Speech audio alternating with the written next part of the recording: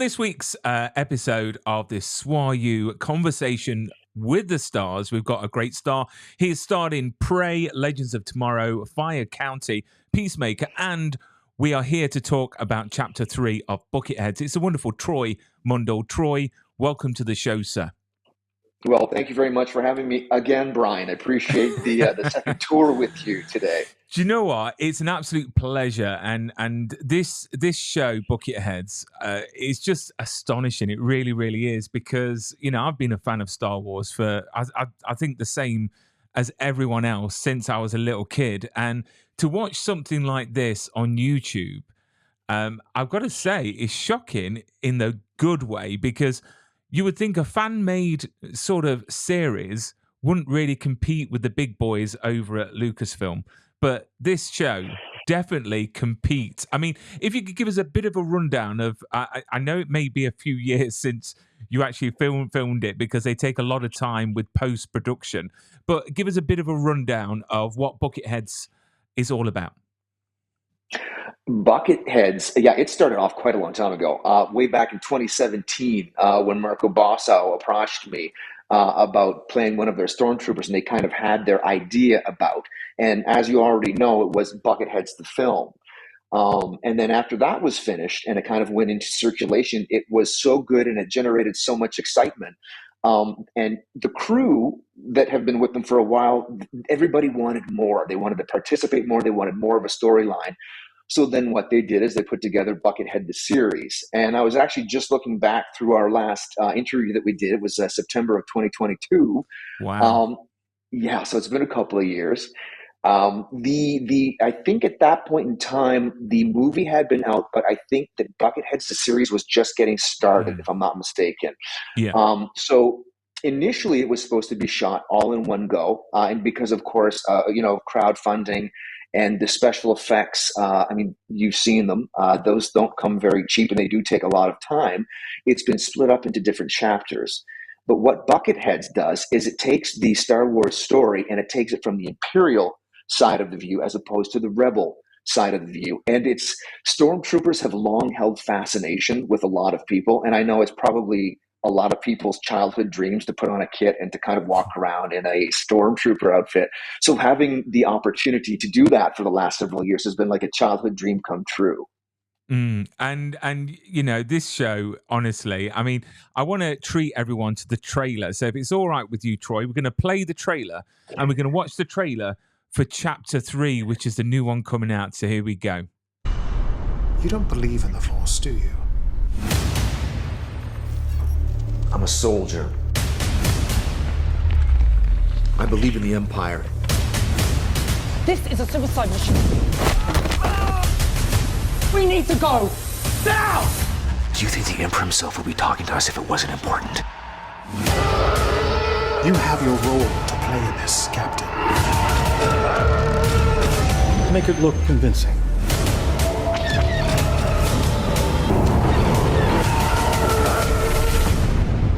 There will be a place for you in the Empire when you return.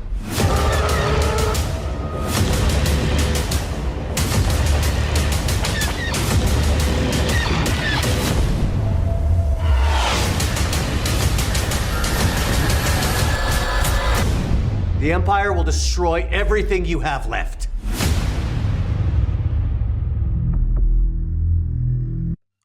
So as you're watching this video right now, because I'm releasing this on the 24th, that will be available to watch. And there is nothing like hearing a villainous British accent in a Star Wars film. It's put us in a good place where as Brits, we're never going to run out of work, because, the British accent always brings a bit of a sinister, side to things. Oh, and also a layer of sophistication too from the other side of the coin. Yes, of course, and that was a Nicholas Harrison, who we heard there, I presume, that's playing the new villain in the next chapter.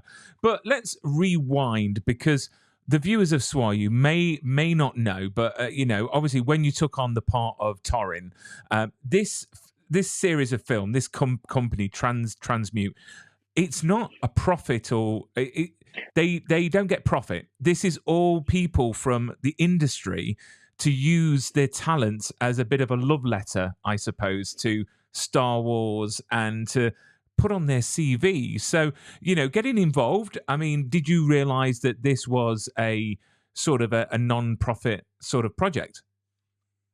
Oh, absolutely. From the get-go, Marco and Andy were quite clear about this. This was a passion project. And it never seemed to be an issue with anybody. I've worked with Marco and Andy in the past, so I know what their work ethic and I know what kind of production value they bring to the productions that they do film. So that was, it wasn't even an issue for me. But again, also too, is the vibe that they have on set.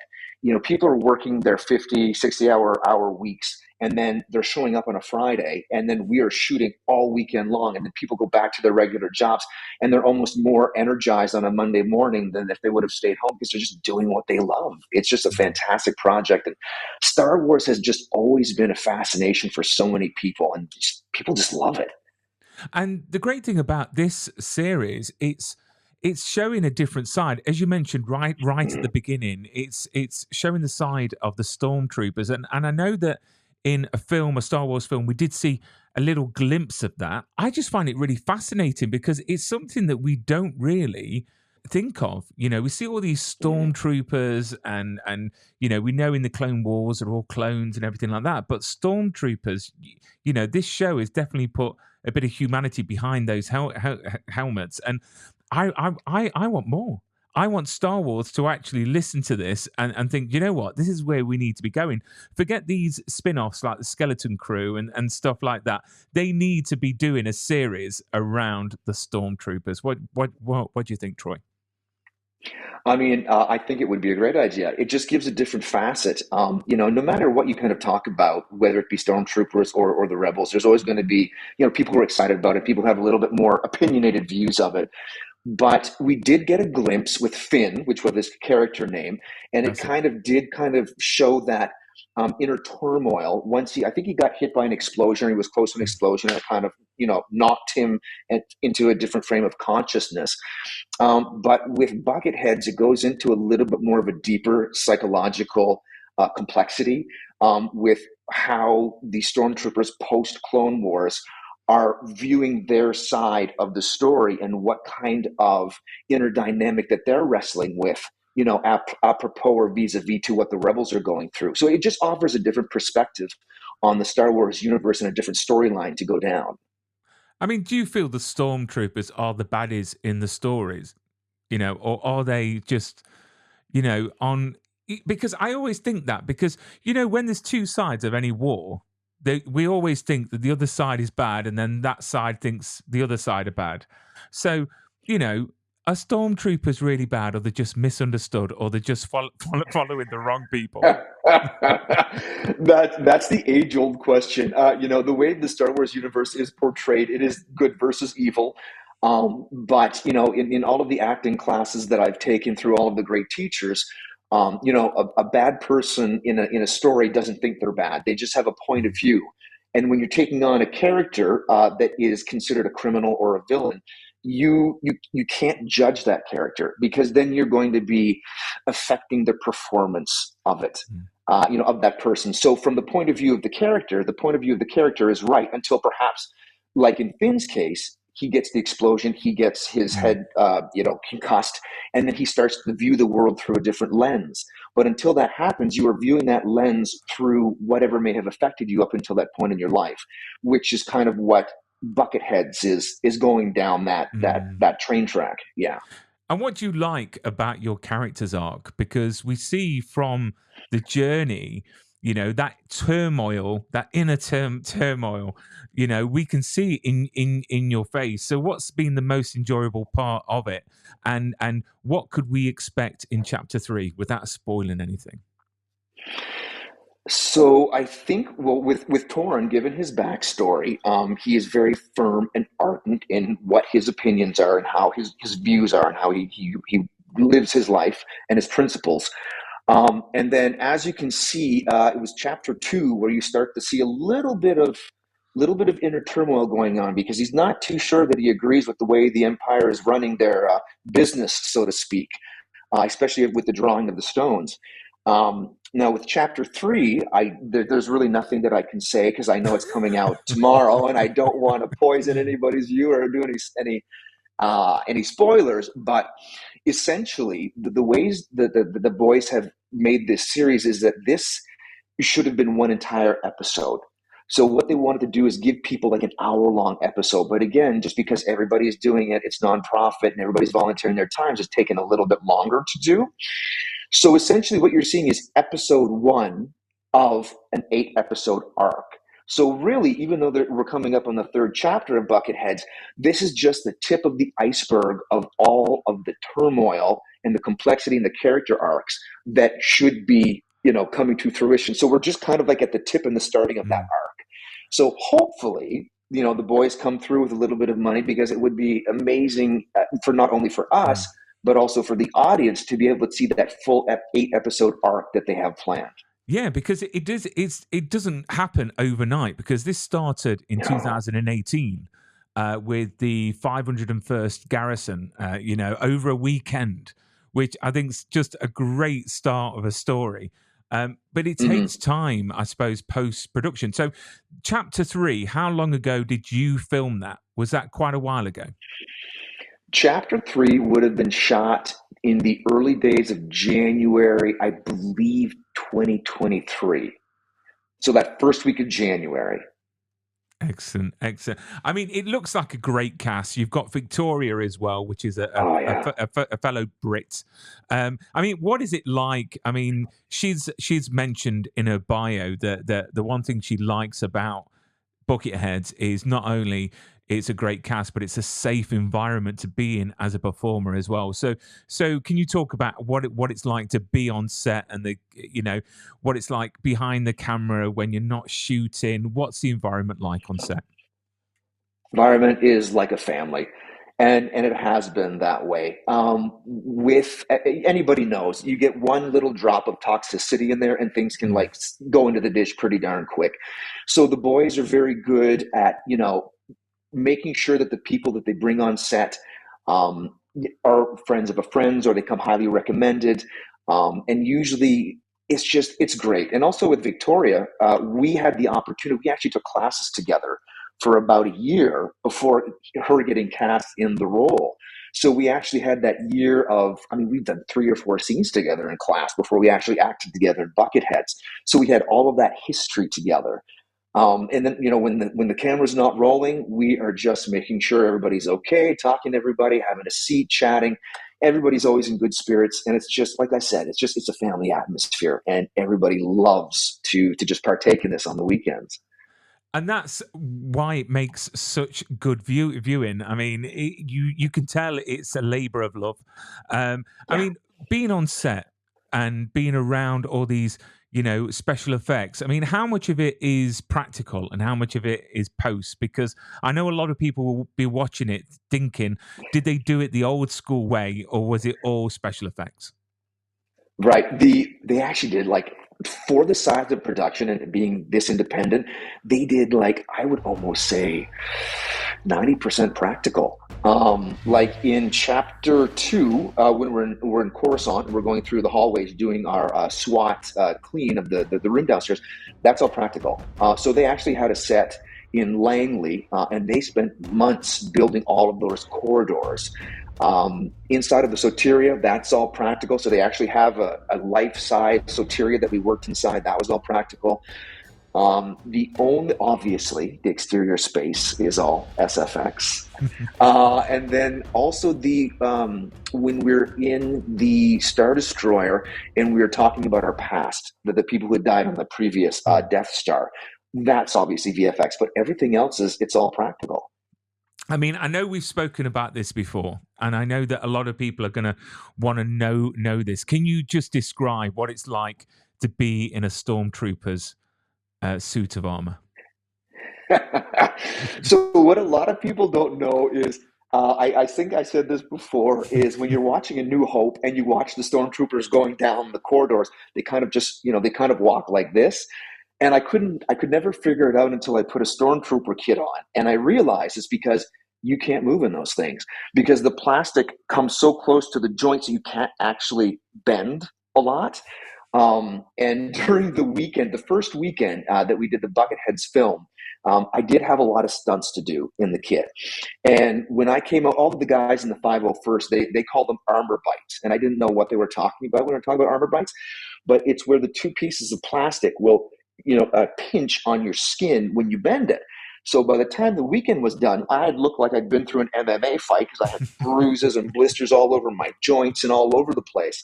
So after that, Marco promised that he would get me a stunt suit. And if you watch, which Star Wars movie? Oh, Rogue One. If you watch closely on Rogue One, when it's at the beginning of the movie, when they're kind of making their way to, oh goodness, what's his name? Samuel Jackson's players. There's someone on that planet that they're trying to get to. Me. Now I'm just going to embarrass myself again. I'm going to get the messages now. But if you look at the stormtroopers when they're having their fight, they've got a lot of gap, a lot of black gap between their joints, and that's why they're able to do all of the really acrobatic movements because it just gives them that much more mobility.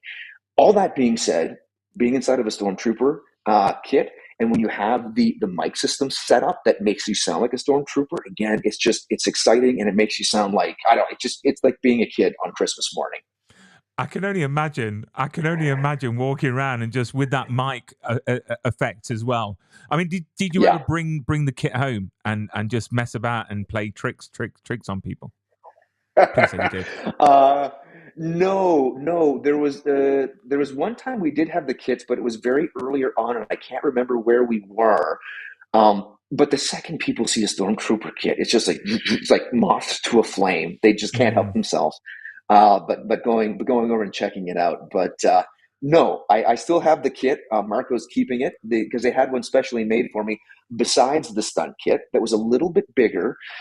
Because in 2018 I was wearing Marco's kit and he's just slightly smaller than I am. So the one that they had made for me allowed for much more mobility.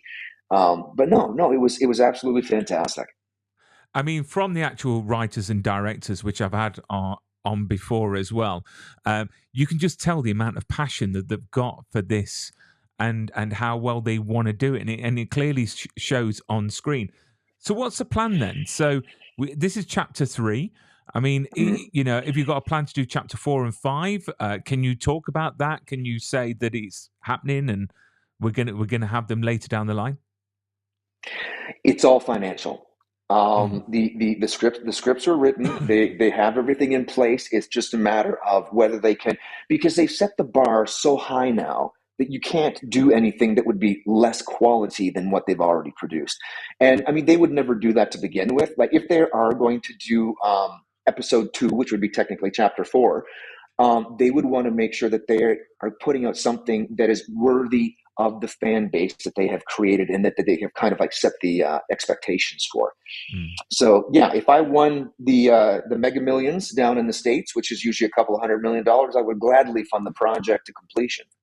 There you go. So anyone winning the lottery this weekend, remember Bucketheads, and let's get this out quicker than it has been because it is such a wait, but it's worth waiting for. But talking about Star Wars and all the Star Wars shows, you as an actor, I mean, do you watch them? Have you got a favorite one? Have you got one, a series like Ahsoka or Mandalorian that you would absolutely, bite someone for to get on?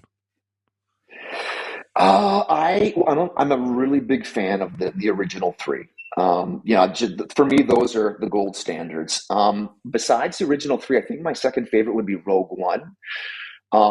So I think that if they were to do, listen, who am I kidding? If Disney came to me and they said, hey, we want you for this Star Wars project, I'd sign on the dotted line. I'm not going to sit here and pretend that I would be picky about anything that they offered me. Yeah, I mean, they need to watch this because you're amazing in it. And when I'm watching this, I'm thinking to myself, they should really take this and run with it. I mean, it would be amazing. But I was quite shocked that Ahsoka is actually coming to the UK to film season 2. So really, yeah, it's the first time. Apparently, it's the first time for a Star Wars series to solely be in the UK. Because I know that Andor came over to do a few shots on the coast down south. I think it's Brighton or Bristol or somewhere like that. But Ahsoka's actually coming to film in the UK. So I'm going to try my best, Troy, to try and get a background part, just literally to see my head, just literally bob up and down, dream come true. Oh my, do it. Absolutely. That would, okay. So when did you say that they're actually heading there? Like in a couple of months or next year? Yes, I think it's February, March time that they're actually going to be filming. Okay, I'm going to put a reminder in my iCal, and in 4 months, I'm going to be sending you an email to see whether or not you actually made an attempt to get on there. Do you know what? I've got to, because I used to act years and years ago, but now I'm just tired and too old for it, and I admire anyone that is doing it because it's such a competitive industry. But it's just to get a chance to go on and just say that I was in a Star Wars series. And Ahsoka, I love that show. I think it's fantastic. I mean, on SWAU's channel, I've had the privilege of interviewing quite a few of the stars. But I mean, if there was a role that you would love to play in Star Wars, what role would that be?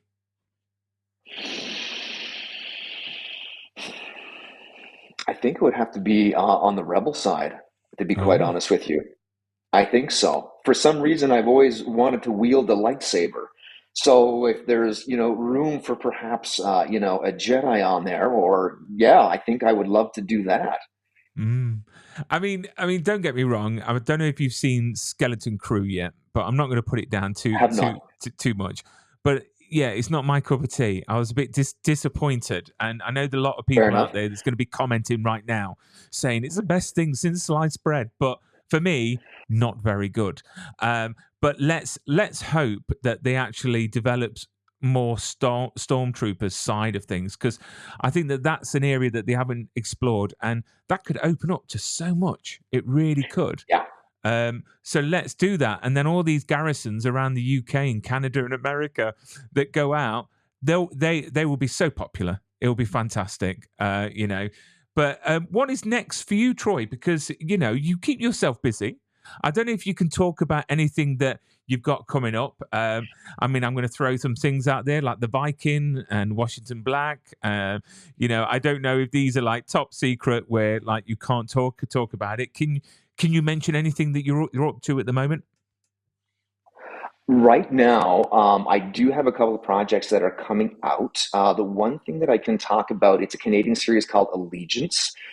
It is the season 2. It's episode 2, season 2. That'll be coming out, I believe, at the end of January. And Washington Black, I'm very excited for this one. That one was shot a while ago. And I do know that they're nearing the end of post. So I'm hoping that one is first quarter, possibly second quarter of 2025.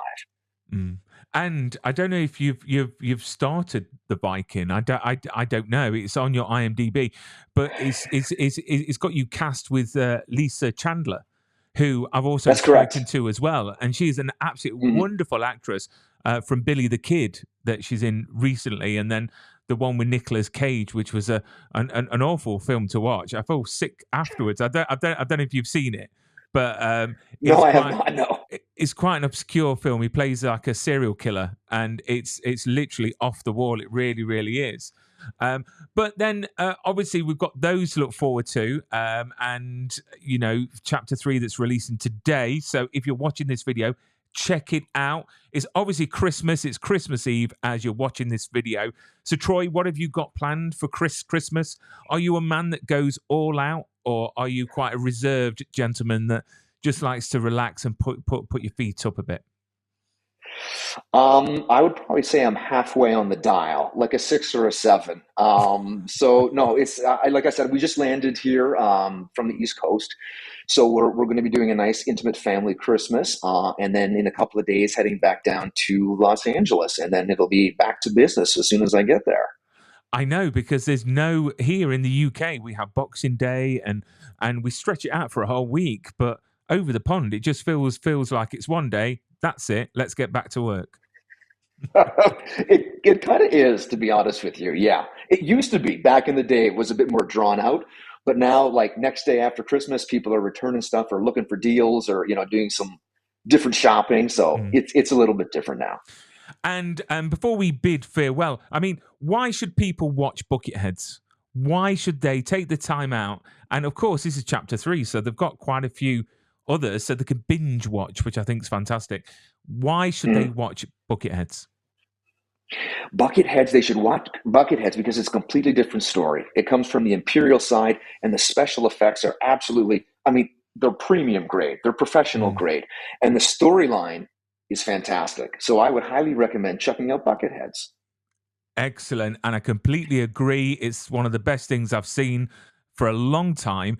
And as I said at the beginning, it competes with what Star Wars are actually developing right now in the way the special effects, the way it's shot, the quality of the story, the acting from yourselves. It's just a complete package. It really is. So check out Bucketheads right now. It's on the description in the video below. Give them a subscribe so you can follow them for future episodes.